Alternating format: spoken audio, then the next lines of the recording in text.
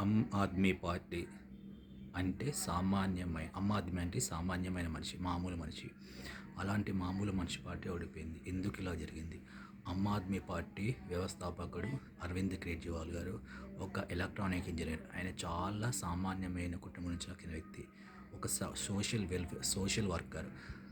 అన్నా హజారే గారు స్టార్ట్ చేసిన India against corruption మూవ్మెంట్లో అతను ఒక భాగస్వామిగా పాల్గొన్నాడు. 2013లో అతను ఈ ఆమ్ ఆద్మీ పార్టీ స్థాపించి అప్పటి ఢిల్లీ ఎలక్షన్లో పోటీ చేశాడు. అతనికి మెజార్టీ రాకపోవడంతో అప్పుడు తను సాక్షాత్తు తనే అప్పటి చీఫ్ మినిస్టర్ షీలా దీక్షిత్ గారి కాన్స్టిట్యున్సీ పోటీ చేసి గెలిచారు. తర్వాత కాంగ్రెస్ పార్టీతోని కలిసి ప్రభుత్వాన్ని ఏర్పాటు చేసి 42 రోజుల తర్వాత తను పని చేయలేకపోతున్నానని రిజైన్ చేశాడు. దాని తర్వాత 2015లో జరిగిన అసెంబ్లీ ఎన్నికల్లో అతనికి చాలా టఫ్ జరిగింది.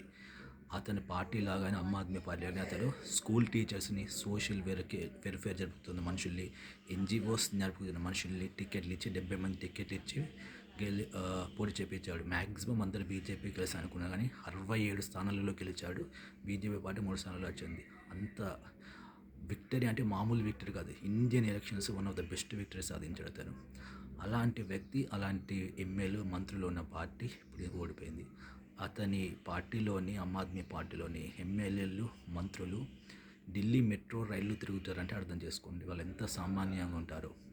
అలాంటి పార్టీపై అవినీతి మరకలు ఇవన్నీ చూసి ఇప్పుడు అవినీతి చేశారని, లిక్కర్ స్కామ్ చేశారని ఆరోపణలతో ఆ పార్టీని ఓడిపోయింది. మరి నిజంగా అవి చేశారా? లిక్కర్ ఆరోపణలు అవి నిజమేనా?